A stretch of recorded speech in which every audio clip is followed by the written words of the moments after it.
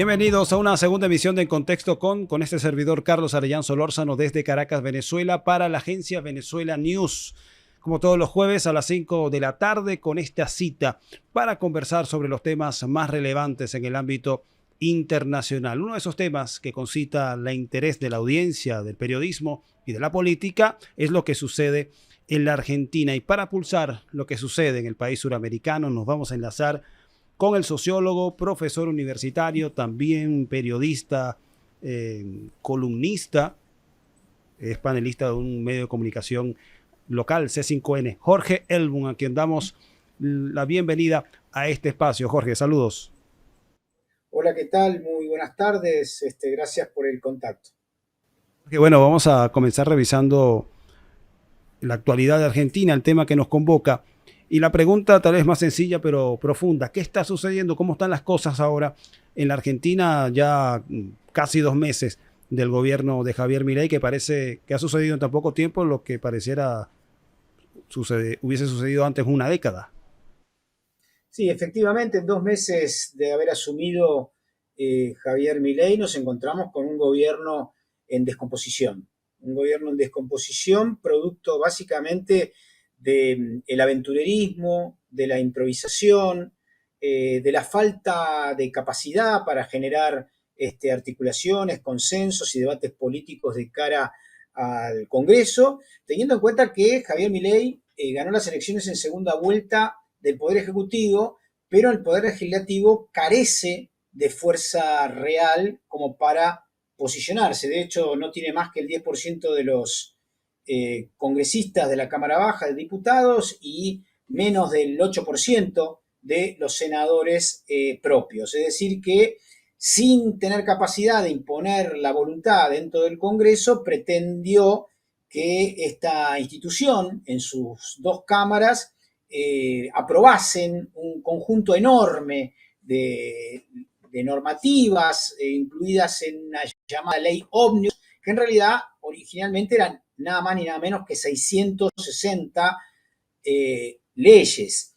Quiso que no se discutiese cada una por separado, los mandó todos juntos, todas juntas al Congreso y bueno, la semana pasada tuvo su primera, estos últimos días, perdón, tuvo su primera derrota enorme, luego que la semana pasada pasara al recinto aprobada en comisión.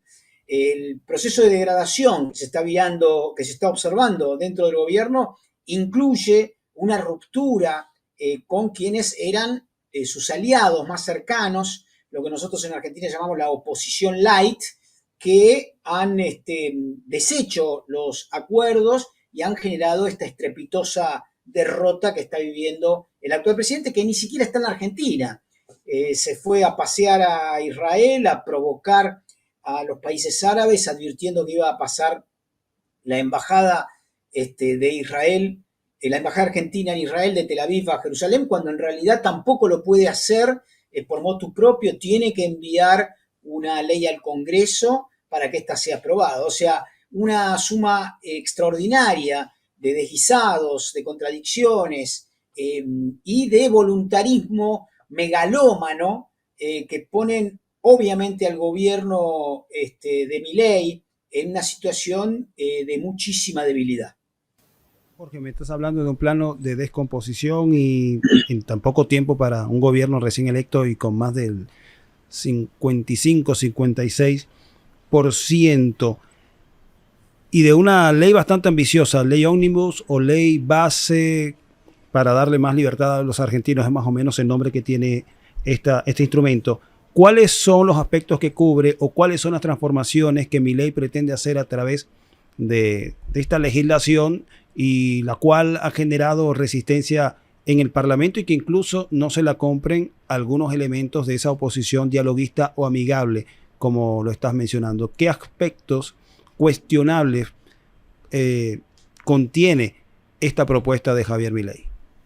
La realidad es que toda la ley Omnibus es un desastre que busca básicamente la privatización y la mercantilización de todo, pretende que el capital construido por generaciones de argentinos, por ejemplo en YPF, sea dilapidado, entregado a las transnacionales, busca que el ahorro generado por el Estado para pagar jubilaciones y pensiones, que es de casi 75 mil millones de dólares, deshacerse de ese fondo de reaseguro para las jubilaciones, buscaba el derecho a la extranjerización de la tierra, es decir, que hoy que está limitado todavía la compra de tierras por parte de extranjeros, permitirle a los extranjeros comprar enormes porciones de tierra, incluso en zonas limítrofes, que no está autorizado en ningún país del mundo. Es decir, todo un conjunto de propuestas orientadas,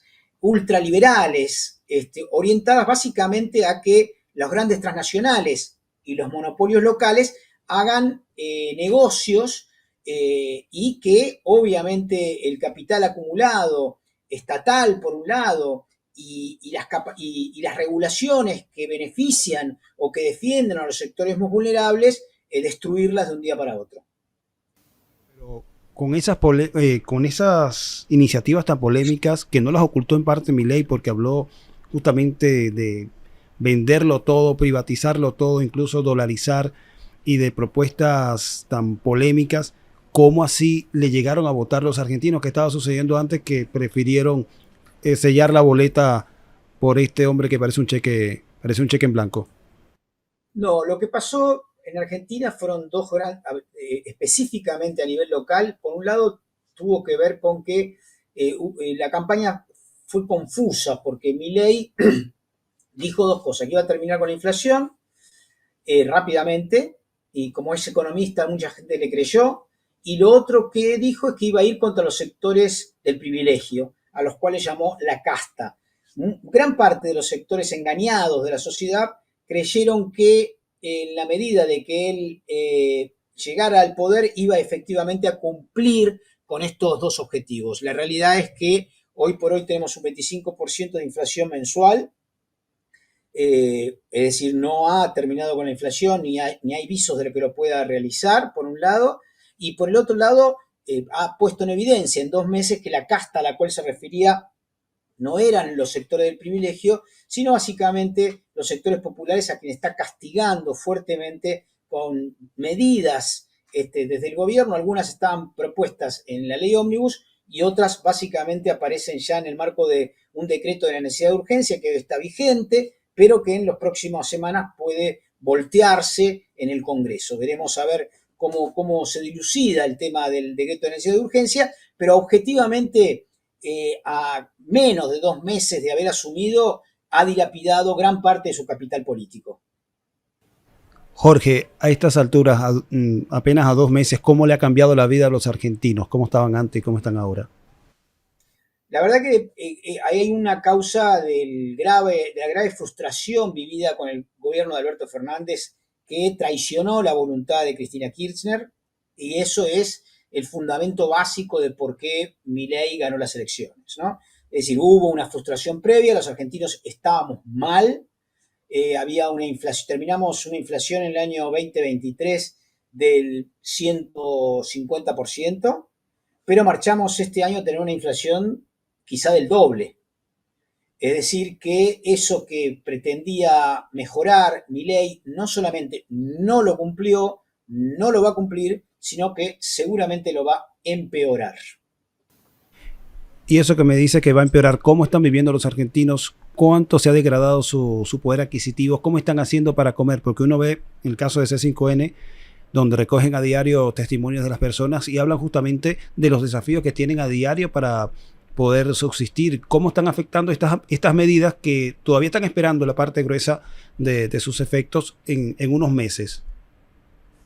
Sí, la situación es muy compleja. Pensemos, Carlos, que Argentina produce alimentos más o menos para 450, 500 millones de habitantes, ¿no? Y exporta gran parte de esa producción. Si tenemos infinitas riquezas como para que en nuestro país no haya hambre, y sin embargo, hoy por hoy tenemos un 10-15% de gente que está pasando hambre y un 40% de mis conciudadanos que están atravesando la pobreza. Entonces, la realidad objetiva es que acá ha habido un programa, que es el programa neoliberal, que ha triunfado en términos económicos, que solamente ha tenido un intersticio de enfrentamiento a ese programa durante los gobiernos de Néstor Kirchner y Cristina Fernández de Kirchner, pero ni Alberto Fernández, ni Macri, ni antes de la Rúa, etcétera, han enfrentado. El enfrentamiento de ese programa le ha costado a Cristina Fernández de Kirchner ser perseguida sistemáticamente. Para dar un dato duro, Cristina dejó el gobierno en el año 2015 con un 50% de la riqueza orientada a los sectores populares. Hoy ese número, es decir, un 50% hacia el trabajo, un 50% hacia los capitales, la burguesía, etc. Hoy por hoy ese número se ha tergiversado y la renta, la división de la renta en la capital a nivel nacional es que casi el 60 y pico por ciento de toda la riqueza nacional se la llevan un porcentaje no mayor del 10-15% de la sociedad. Es decir, se ha degradado, se ha deteriorado las condiciones de vida y por supuesto el gobierno de Javier Milei está incrementando ese deterioro que se ve en las calles a partir de la crisis económica, pero también se ve en las calles a partir de la protesta que se va incrementando, incluso con algunos actores que 2 meses atrás votaron a Milei y que se sienten absolutamente defraudados. Especulamos, muchos de los analistas acá en Argentina, que la derrota de estos días es el inicio de un proceso de decadencia del gobierno que muy probablemente se puede llevar puesto al propio Javier Milei y regenerar un modelo también de cara a impedir que venga un proyecto político nacional, popular, progresista, de izquierda, para enfrentarse a este neoliberalismo. La realidad objetiva es que la única solución para nuestro país es más Estado, es más regulación, es más capacidad de la política para intervenir y evitar la sangría que promueven las transnacionales y los monopolios locales y las oligarquías, y eso se logra evidentemente con un proyecto popular y en armonía y en alianza con los socios de América Latina y sobre todo del BRICS, a los cuales Javier Milei ha renunciado. Más que renunciar, los despreció con la carta renunciando justamente a la adhesión a este organismo o plataforma multilateral.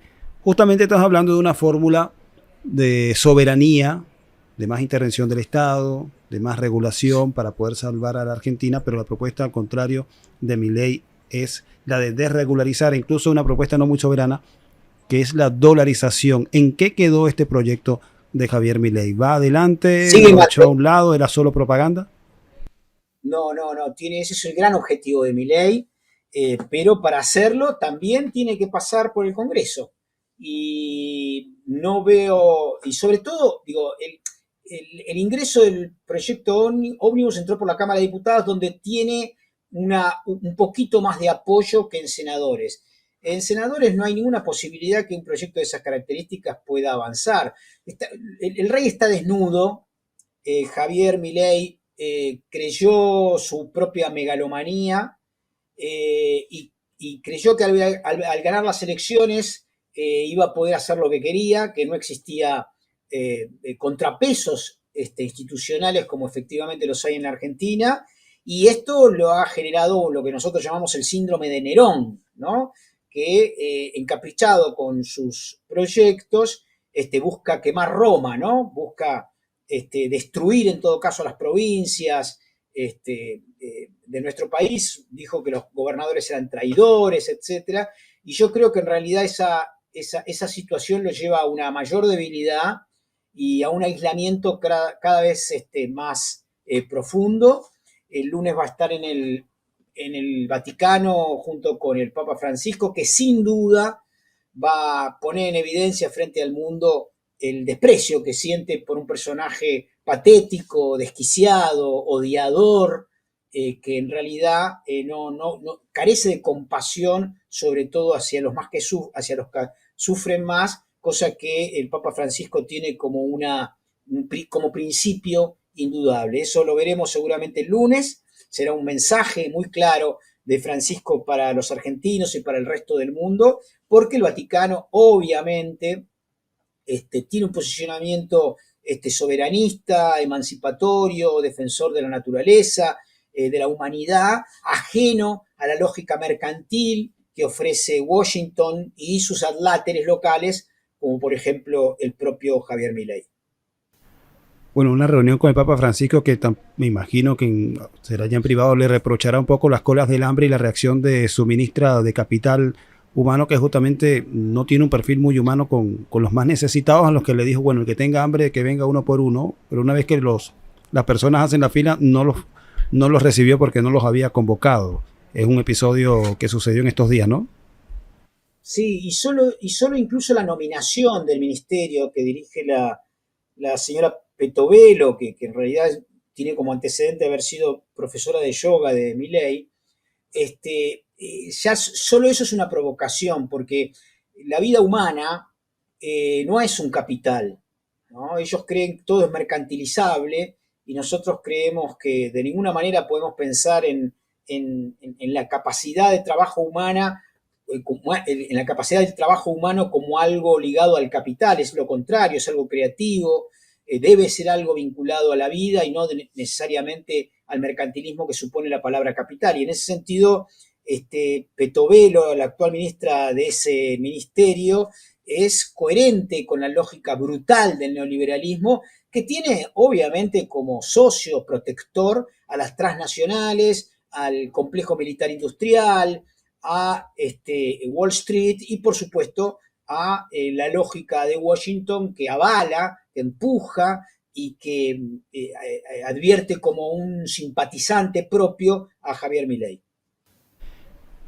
Jorge, te quería preguntar sobre las repercusiones regionales, políticas de un Javier Milei. Su resultado o elección presidencial animó un poco bastante a las derechas de ese corte, pero 2 meses después cree que eso, en vez de beneficiar a corrientes similares en América Latina, los va a terminar de hundir, tomando en cuenta los resultados de las políticas que has tomado hasta ahora. Sin duda, sin duda. Esto va a ser un recuerdo dolorosísimo de la historia argentina, sin duda, pero enmarcado en una derrota estrepitosa de un proyecto inviable, absolutamente cruel, inhumano, que desprecia a mis compatriotas y que, bueno, ellos que también han votado y se han equivocado una parte, verán el desastre que esta lógica política es capaz de impulsar cuando llega al gobierno. Ya sobre el perfil internacional de Javier Milei, ¿cuánto le ha costado a las relaciones internacionales de Argentina, el prestigio del país, el gobierno de Milei? Todavía no podemos evaluarlo con precisión. Lo que sí podemos saber es que nos da vergüenza ajena, ¿no? Nos avergüenza como referente político de nuestro país. En principio, por ejemplo, yendo a Israel, a un lugar en conflicto, en el marco de una situación de crímenes de lesa humanidad que se producen sobre población civil, más allá de que, por supuesto, acá en la Argentina hemos condenado y seguimos condenando la matanza de civiles realizada por Hamas en el marco de un atentado absolutamente terrorista.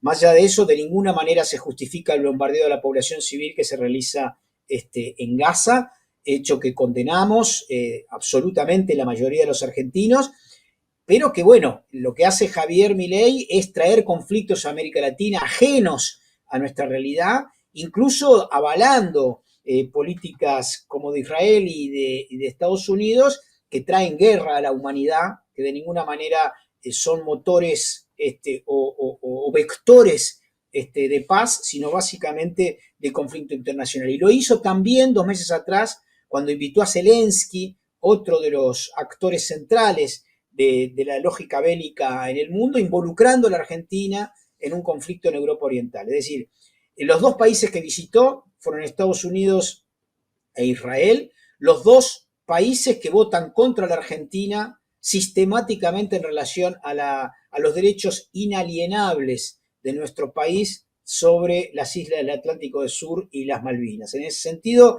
la política exterior de Milei avergüenza la tradición de neutralidad activa de la Argentina, que siempre estuvo comprometido por traer paz, y hace lo mismo que hizo Menem, involucrarnos en situaciones de conflicto externo que significaron para nuestro país 2 atentados terroristas en 1992 y 94. Esperemos que estas irresponsabilidades que genera el actual mandatario no nos traigan esos baños de sangre que tuvimos que vivir en Argentina en la década del 90, justamente por la irresponsabilidad de Carlos Saúl Menem de involucrarnos en el marco de relaciones carnales con Estados Unidos en la guerra de Irak. Un par de preguntas más, Jorge, porque sabemos que tienes el tiempo comprometido, pero me inquieta, ¿cómo si los argentinos han pasado ya por este camino, por este trago amargo del neoliberalismo, que sabe cómo comienza y también cómo termina, cómo es que repiten este trauma?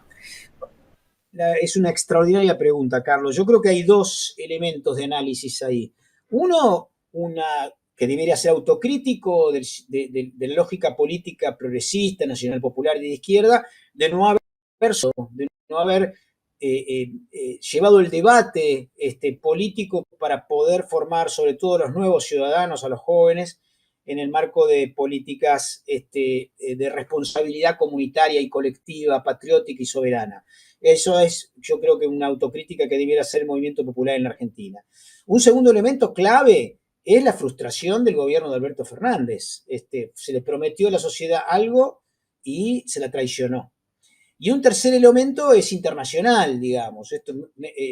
Milei no es un ejemplo solo argentino, es una movida internacional apoyada por grandes masas de dinero proveniente de las transnacionales que cooptan los mensajes, las redes sociales, los medios de comunicación e impulsan a payasos como Javier Milei a ser candidatos para obviamente hacer negocios al servicio de sus intereses y vulnerabilizar aún más a los despojados, a los sectores populares, a los trabajadores. Creo que esas son las grandes razones por las cuales estamos hundidos como argentinos y avergonzados de un personaje que sin duda será recordado como lo peor de la historia argentina y esperemos que sea por muy poco tiempo. Había dicho el presidente Nicolás Maduro en un discurso en la Asamblea Nacional que es un error histórico, Javier Milei, para la Argentina y también para América Latina. Última pregunta, Jorge, desde la experiencia argentina y para el resto de nuestro continente, ¿cómo detectar a este tipo de personajes que se cuelan entre la antipolítica, el hartazgo de la gente y que se va metiendo entre la simpatía o las opciones de algunas personas para, bueno, castigar a un sistema de gobierno, a un gobernante particular? ¿Cómo detectarlo para saber que por ahí no es el camino? Yo creo que hay varios, hay que estudiar mucho el tema. Un elemento, creo que un país, una sociedad, no puede darse el lujo de hacer un ensayo con alguien que está desquiciado mentalmente, ¿no? Y creo que tiene que haber mecanismos de análisis psicotécnico para evaluar las condiciones de un actor, de un sujeto, de una persona, para asumir las responsabilidades máximas de una nación. Milei es un enfermo mental, es un desequilibrado emocionalmente, es una persona que no tiene capacidad ni templanza para dirigir los destinos de un país enorme, con mucha historia de lucha y con grandes ejemplos de confrontación contra las oligarquías. Creo que hay que buscar mecanismos efectivamente de autoprotección frente a estos ensayos hechos desde laboratorios transnacionales para evitar que otros países tengan que sufrir estos tránsitos tan dolorosos. Por otro lado, creo que tiene que haber también al mismo tiempo mecanismos institucionales, no solamente los anteriores también son institucionales, hay que pasar por un filtro, no puede venir alguien que como Hitler con desequilibrios mentales y lleve a Alemania a la destrucción y a la muerte de 60 millones de personas. Tiene que haber mecanismos de autoprotección, ¿no? Y después creo que los partidos políticos, en la lógica institucional y constitucional, deben tener mecanismos para evitar que personajes de estas características puedan hundir a un país como lo está hundiendo Milei. Bueno, hay que buscar los mecanismos, hay que también sancionar o evitar que los medios hegemónicos, que son los que han entronizado desde la televisión a Milei, tengan capacidad para hacer tanto daño, ¿no? Yo creo que de alguna manera son grandes responsables de lo que estamos viviendo y creo que tiene que haber una lógica de autocuidado respecto a qué mensajes se pueden lanzar y cuáles no. No se puede aceptar que un candidato esté permanentemente lanzando mensajes violentos, de odio, misóginos, homofóbicos, anti-latinoamericanos, anti-soberanistas. Tenemos que cuidarnos, no puede se dilapide o se inyecte tanto odio en nuestras sociedades y hay que buscar y estudiar los mecanismos más aptos para evitar que otros países sufran lo que nosotros estamos sufriendo. Bien, muchísimas gracias a Jorge Hellblum por esta media hora que nos ha concedido de conversación en contexto con este servidor Carlos Arellán y para la agencia Venezuela News desde Buenos Aires. Estuvimos conversando con Jorge Hellblum, él es sociólogo, periodista, investigador, también panelista del programa Sin Lugar para los Débiles de C5N a las 11 de la noche, hora de Argentina. Aquí serían las 10 de la noche para los que se conectan por la señal en directo por YouTube de C5N, todos los miércoles a las 11 de la noche. Nuestro invitado también lo puedes conseguir en Instagram y Twitter con la dirección @Jorge_Elbaum, el Elbaum, Jorge Hellblum, así lo pueden conseguir. Nosotros reiteramos nuestro agradecimiento. Es la primera vez que conversamos en directo. En otras oportunidades hemos coincidido en el programa Mundo en Contexto por Venezolana de Televisión, pero para algunas notas siempre nos ha colaborado amablemente Jorge Hellblum, que también tenemos entendido tienes programa de radio. Eres muy activo en los medios de comunicación, ejerciendo también la militancia comunicacional, que es importante en este contexto, ¿no? Así estoy en Página 12 escribiendo en temas internacionales y en el programa en la radio de las Madres de Plaza de Mayo, AM530, programa Jugo de Limón, junto con la extraordinaria periodista Sandra Russo. Último, sé que era la última pregunta, pero tengo esa inquietud de hace tiempo. Tenías un extraordinario programa de participación en RT con otra periodista. Nos hubiese encantado que hubiese seguido ese proyecto. ¿Qué sucedió? ¿No hay posibilidades de volver a...? No, bueno, hicimos un año, fue una experiencia muy buena, que tuvo mucho éxito, pero bueno, obviamente hay dinamismo, yo sigo colaborando con RT en otras iniciativas, pero ese programa no continuó, pero a lo mejor quizá en el futuro vuelve. Lo esperamos, de verdad. Agradecido, Jorge, entonces no te quito tiempo, sabemos que estás ocupado, tienes distintos compromisos y gracias por haber apartado parte de tu agenda para conversar con nosotros en contexto. Jorge Hellblum, desde Argentina, hablábamos sobre la actualidad de su país, signada por el gobierno de Javier Milei, que en 2 meses ha hecho y deshecho tanto en ese país, tantos eventos que pareciera que hubiese pasado una década. Nos ha advertido sobre las consecuencias, sobre los efectos de este programa de shock neoliberal que está aplicando Javier Milei a la Argentina, que con un proyecto ultraliberal, antisoberanista, está dilapidando la historia, está comprometiendo la historia, dilapidando la historia combativa de su país. Está también deteriorando la calidad de vida de los argentinos, a quienes les está fundiendo la economía, prometiéndoles que es el camino o el purgatorio para llegar a la tierra o el terreno prometido, que verán algunos de ellos a 15 para empezar más o menos a tener algún tipo de normalidad o mejora, y a 45 años para parecerse según a Alemania. También nos daba algunas recomendaciones o mecanismos que se deberían adoptar para prevenir que sujetos similares de la antipolítica como Javier Milei puedan tener la posibilidad de llegar al poder y desde el poder destruir a un país. También nos ha dado algunas características, sin eufemismos, del carácter de Javier Milei. No es enfermo mental, no tiene capacidades, ni templanza, ni carácter para conducir a un país como la Argentina. Bien, agradecido por esta experiencia, la segunda de En Contexto con desde Caracas, Venezuela, para la agencia Venezuela News. Este servidor, Carlos Arellán, agradecido y complacido de que nos acompañe. Les reiteramos la invitación todos los jueves a las 5 de la tarde en el portal de YouTube de Venezuela News. Podrás conseguir esta entrevista y también la anterior, la que hicimos a Cynthia Roach de los Estados Unidos, analista político de ese país, con quien conversamos sobre los temas relativos a la migración.